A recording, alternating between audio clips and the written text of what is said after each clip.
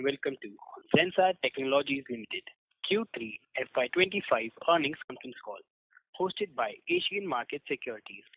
As a reminder, all participant lines will be in the listen-only mode, and there will be an opportunity for you to ask questions after the presentation concludes.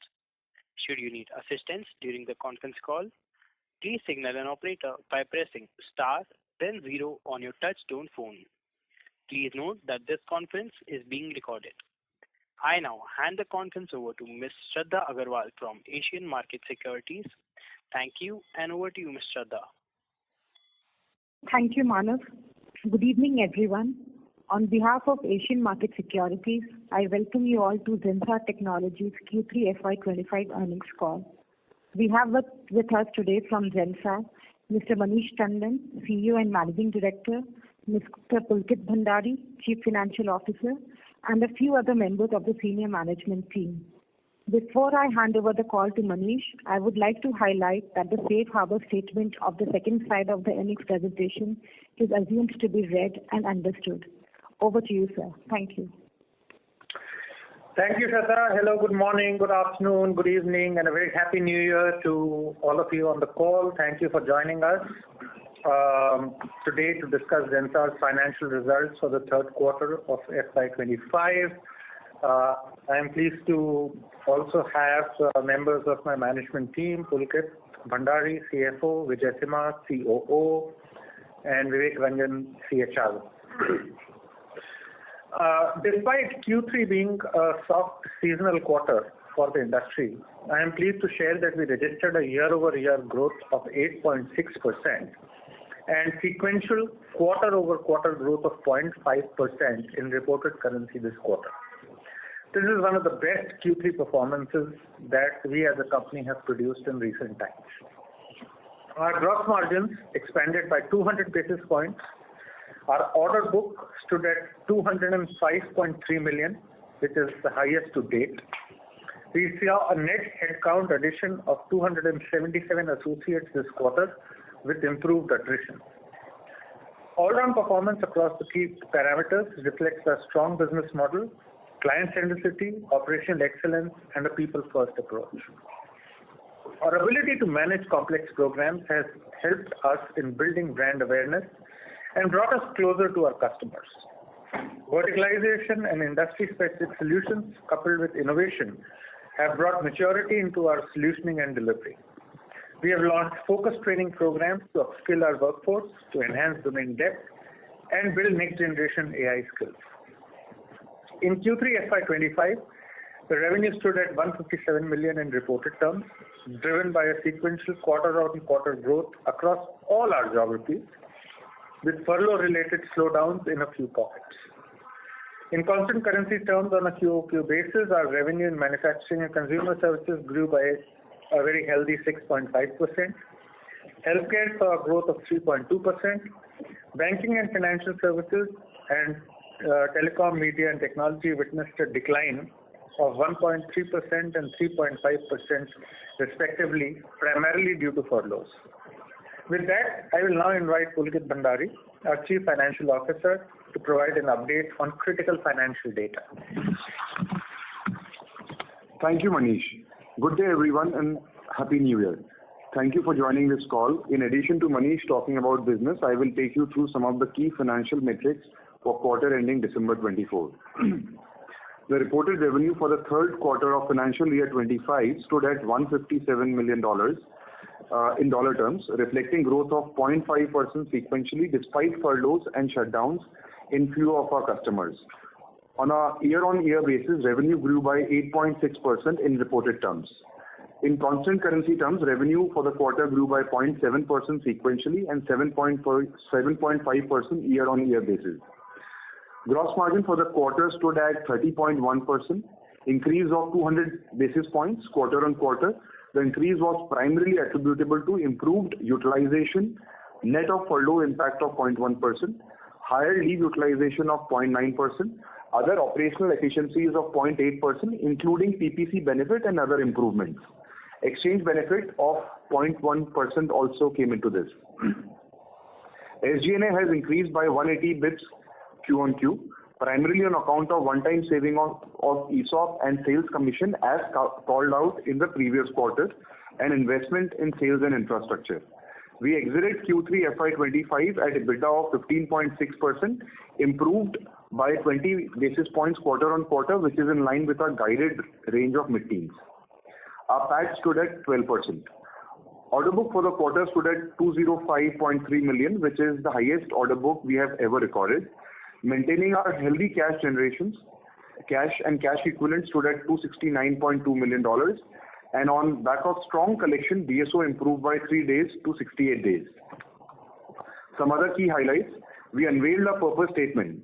Together we shape experiences for better futures, which has resonated well with our employees and customers. Based on our farming efforts, one of our customers has moved into $20 million bucket. Our voluntary attrition stood at 10%, which has been lowest in recent years. NCS has grown for 6 quarters out of 7 quarters and has been continuously growing for last 3 quarters.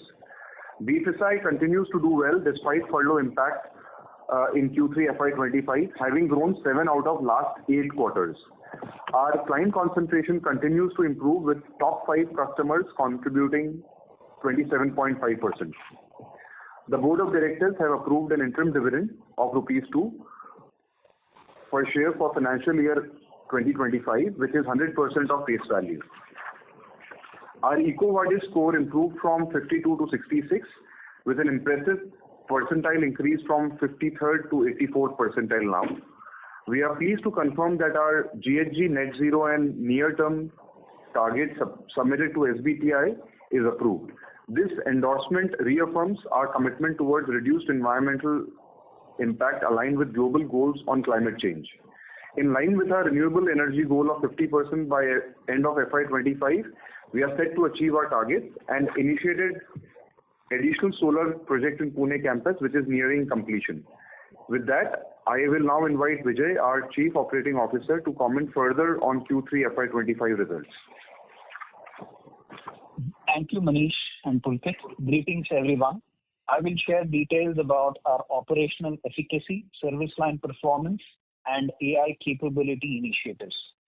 On the operational efficiency front, we are continuing our journey and making good progress on key imperatives. Our utilization increased by 220 basis points year on year and by 10 basis points quarter on quarter, despite Q3 being a seasonally low utilization quarter due to extensive furloughs. The rigor associated with accelerated fulfillment and capability enrichment continued in Q3.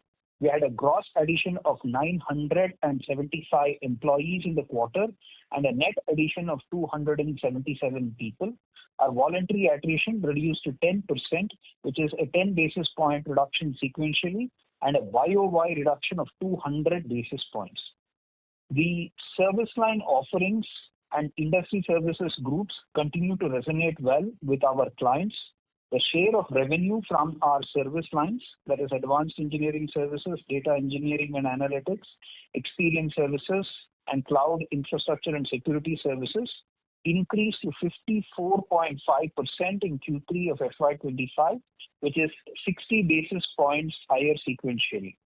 On a quarter-on-quarter basis, in reported terms, advanced engineering services grew by 7.1%, cloud infrastructure and security services grew by 1.8%, application services and enterprise applications saw a marginal decline of 0.7%, experience services revenue dipped by 3.8%, data engineering analytics saw a decline of 4%, primarily on account of extended furloughs in specific accounts. AI capability enrichment journey continued. In Q3, our innovative AI offerings have delivered value to our clients by leveraging our 4 major AI solution stacks, namely enterprise AI solutions, responsible AI solutions, enterprise cognitive hyperautomation solutions, and multimodal micro-vertical solutions. A few key examples of value delivered to clients are as follows. We built Gen AI engine for modernization. Using this for a travel and leisure client, the engine automatically traversed millions of lines of legacy code and generated code in new age architecture, which was 40% more maintainable. We have built a client risk assessment assistant for a private bank, which creates a unified customer 360 view from various data sources. We have also built a GenAI application which helps business users to use natural language to interact with their data and get insights. With that, I now hand it back to Manish.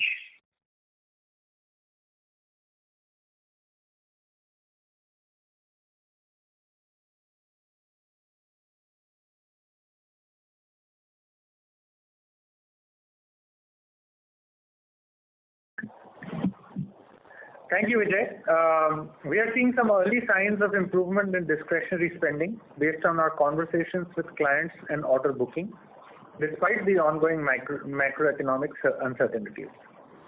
Our purpose statement, "Together we shape experiences for better futures," has resonated very well with our clients and Zensarians alike.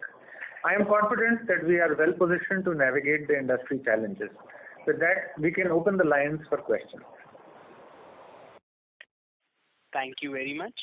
We will now begin the question and answer session. Anyone who wishes to ask a question may press star and one on their touch-tone telephone. If you wish to withdraw yourself from the question queue, you may press star and two. Participants are requested to use handsets while asking a question. I repeat, you may press star and one to ask questions. Ladies and gentlemen, we'll wait for a moment while the question queue assembles.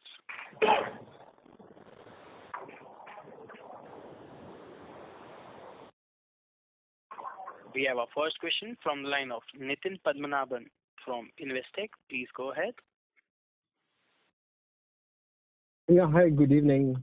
Congrats for another solid quarter. In the last quarter, you had mentioned two potential large deals in the pipeline. I just wanted your thoughts. Have any wins, losses there?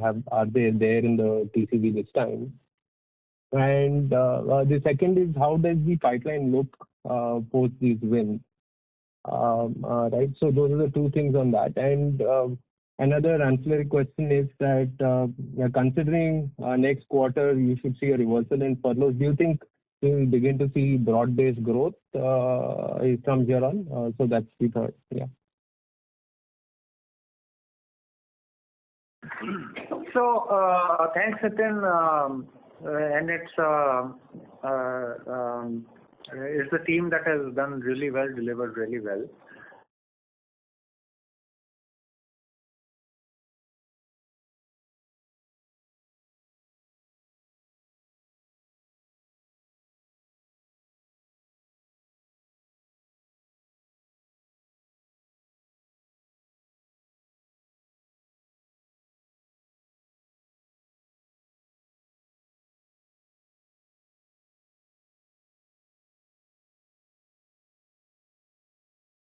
Some of these drugs and healthcare. The new administration is supposed to be much stricter on healthcare costs, and hence healthcare companies are also going a bit easy on their spending. So I would say that the companies are right in saying that the healthcare life sciences spending is a bit muted as compared to what it normally is at this time of the year. Got it. And sir, the last question from my end, we are already at an 8% YOY run rate in terms of YOY growth numbers. So are we confident enough to say that double-digit growth is a doable number for us in FY26? It is 8.6%, and one lives up on hope. One takes up targets, and one tries to deliver on it. And we will try our best to deliver on double-digit growth next year. Great, great to hear that. Thank you, and all the best. Thank you. Thank you. A reminder to all participants, if you wish to ask any question, you may press star and one on your touch-tone telephone. We have our next question from the line of Girish Pai from BOB Capital Markets. Please go ahead. Yeah, thanks for the opportunity. Manish, you said you've been in the industry for multiple decades. Can you just describe what is the intensity of discretionary spending you're seeing right now compared to, say, the pandemic high that we saw, or even pre-pandemic? Would it be like 30% of the intensity we saw during the pandemic, or any number you can throw about the intensity of discretionary spend? So I think, discretionary spend, two things I would say. Don't compare it to the post-COVID boom. Okay. That was a boom that was unlikely. Like the pandemic was a once-in-a-century event. You should view it as a black swan event. So let's talk about pre-COVID. I think the second thing that discretionary spend is a function of is what is new in the market, because you can't keep unless until there is something new or something exciting happening in the space. The discretionary spend, what will you spend the money on, right?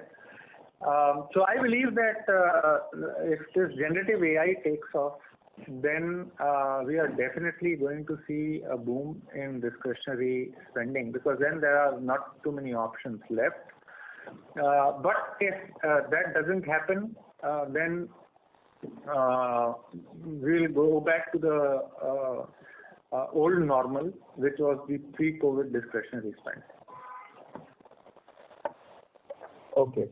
And where are we compared to the pre-COVID discretionary spend like? In terms of intensity? Sorry, come again? In terms of intensity, how are we compared to the pre-pandemic discretionary spend?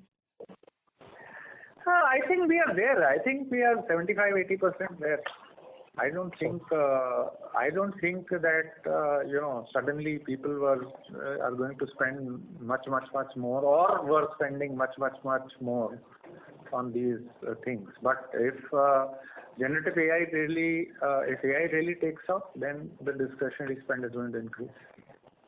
Okay. There was some discussion around two potential large deals which could not close in the last quarter. Is there an issue with decision making around these deals? Yeah, any large deal. I mean, I won't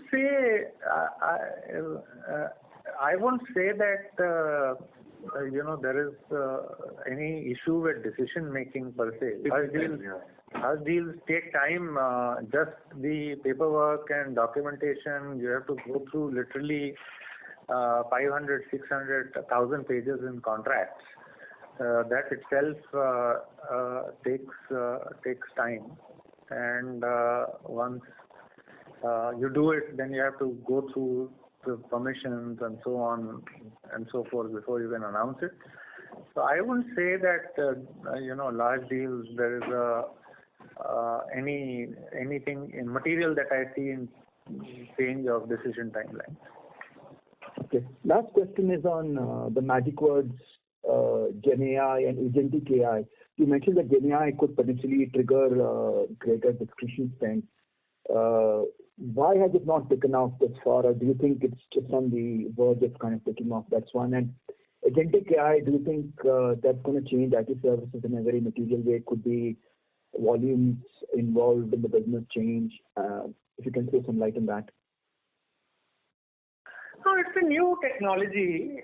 Everyone is excited about the technology. Everyone is experimenting with it. And new technology, not just that it's a new introduction. It's also new in terms of the robustness and capabilities of the underlying technology. I mean, it's like Windows version 1, right? So people are figuring out what is there, how can they improve it, and waiting for the next version of the technology to come. Agentic AI is really the next version. I mean, if you look at generative AI was almost entirely based on LLM, and then people realized that this LLM is just like an operating system, a platform.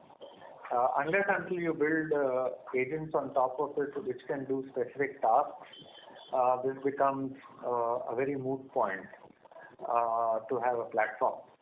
So think of generative AI as operating system and agentic AI like applications.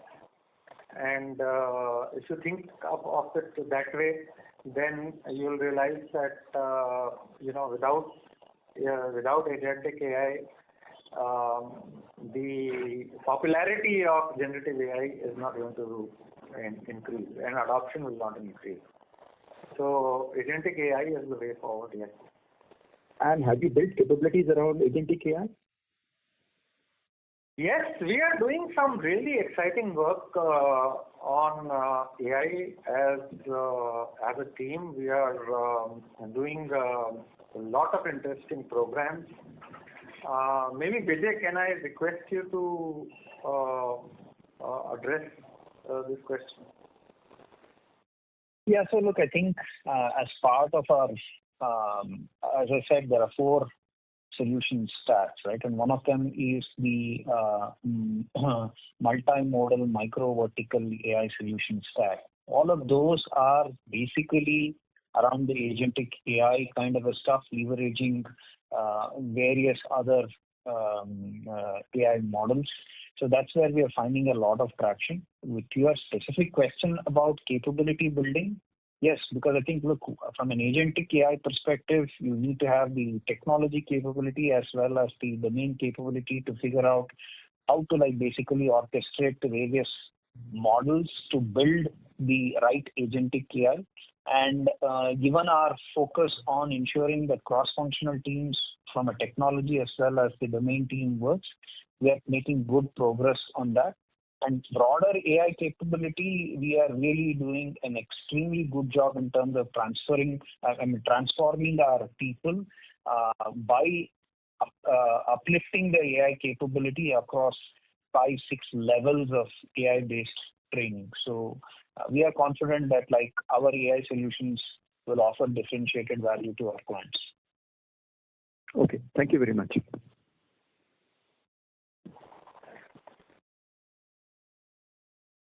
Thank you. We have our next question from the line of Amit Chandra from HDFC Securities. Please go ahead. Yes, sir. Thanks for the opportunity. So my question is on the strong TCV that we had for the last 2 quarters. So what on a proportion of the TCV you would ascribe to higher discretionary spends in the last quarter versus versus maybe a year back? How the increase in discretionary is helping us in terms of high TCV, and also in terms of the conversion of the current TCV to revenues. Because last year also we had very strong YOY growth in terms of TCV, but it's not showing up in revenues. Maybe X of the top client, we are growing much higher. But in general, how we are seeing the conversion of the TCV to revenues, and also the component of AI-led deals, which is actually adding up to the TCV.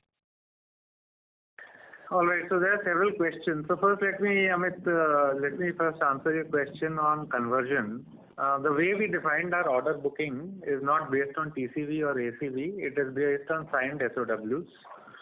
So our order book to conversion is 100%, if not more. Actually, in some cases, 105%, because we go and get additional SOWs on that. So first of all, you should assume 100% conversion of our order booking, because the way we do it is signed SOWs. Second is your question on discretionary versus non-discretionary. Actually, we as a company, one of the reasons for our fluctuating fortunes, so to say, was that our services were focused too much on discretionary spends, and we were not doing enough annuity revenues. So actually, unlike others, we are trying to get more annuity revenues and more focused annuity revenues, so that that variability and the fluctuation in revenues can be avoided. And towards that, large deals is one of the ways in which we are trying to do. The other area where we see a lot of annuity revenues is in the cloud and infrastructure services space, and that has been growing well for us. Even this quarter, it grew sequentially 1.8% for us, which was very good. So I would say I don't have the exact numbers, but if I were to make a punt, then I would say if last year 80% of our order booking was discretionary, this year maybe 70% is discretionary, and we want it that way. Okay. Secondly, on obviously it has been asked multiple times, but on the top client performance, especially the high tech, you said that we'll see some recovery in fourth quarter, but just to get a sense of how much of high tech is the top client, is it safe to assume that 50% of high tech would be still the top client? So we don't give a split of the top client or any client specific split within the segment. But they so the important data for you is that last year TMT sector was 27% of revenues. This quarter it is 21.4% of revenues. And as I said, right from the beginning, it has been our endeavor to make sure that whatever happens in TMT, the rest of the business grows much faster than that, and that's why you will see that despite TMT sector declining by 3.5% sequentially this quarter, our year-over-year revenue has grown 8.6%, and which is a testimony to the de-risking that we want to do of this sector. Okay.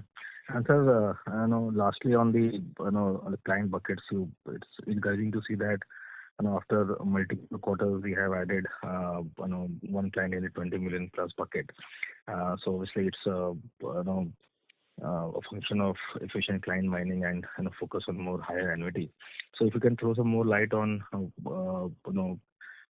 from which vertical this client is there, of which has entered the 20 million plus, and also some more clarity on how we are focusing on the mining part. So first of all, this client is in MCS, Manufacturing and Consumer Services.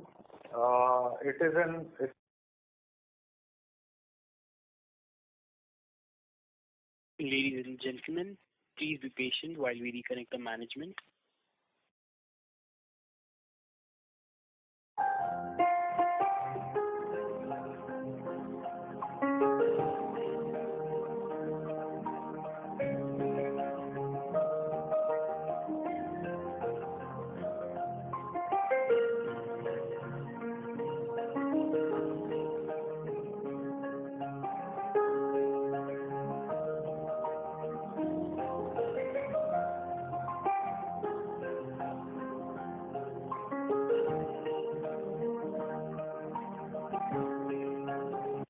Ladies and gentlemen, thank you for patiently waiting. We have the management back with us. Over to you, sir.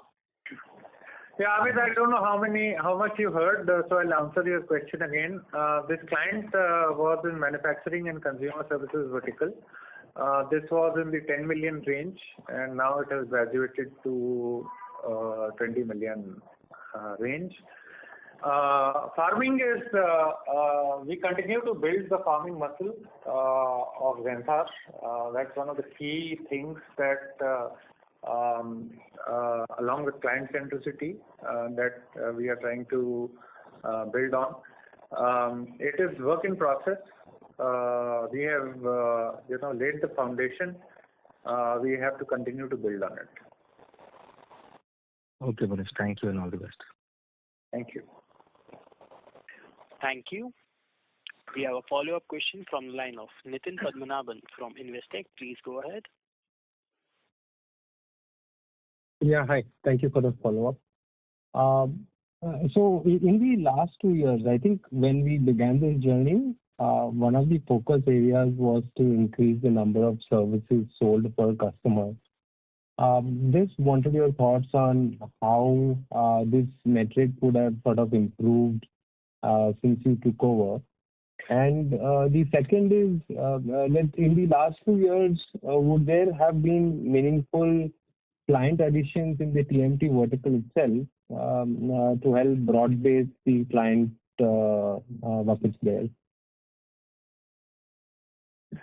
So, Nitin, I'm just trying to look at the data point. Our revenue from our service offerings beyond application development and maintenance has increased from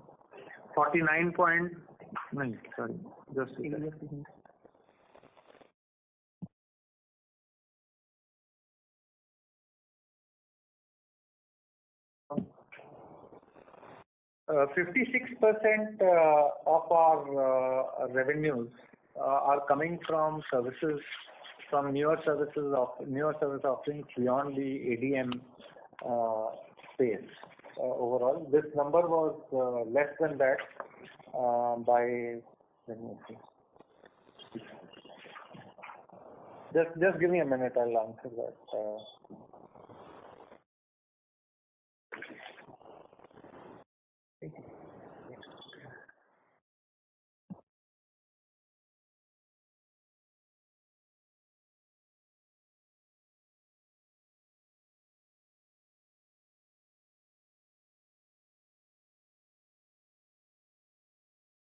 Or even a rough sense on maybe the top 10 customers, the number of services per customer, if that has improved, that will also be helpful.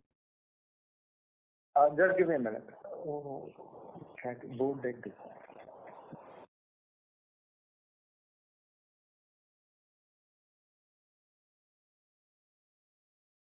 Nitin, it has improved significantly. We'll come back to you. Okay. Sure, absolutely.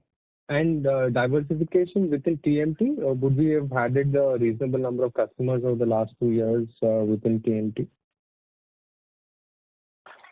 Yes, we have diversified. In fact, this quarter we added one of the larger semiconductor companies in this space as our client. So we continue to add more newer clients in this space. Would it be a meaningful number over a 2-year period? Sorry? Would it be a meaningful number in terms of client additions within TMT over a 2-year period? I'll have to give you the exact number, but we have done a meaningful addition, yes. Yes, sir. That's helpful. Thank you so much and all the very best.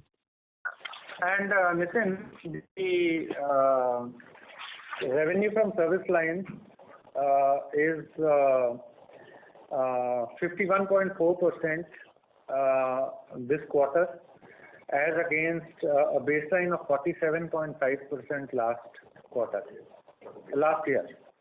So we are continuing to see increased intake of our service lines as compared to the legacy services that we are doing.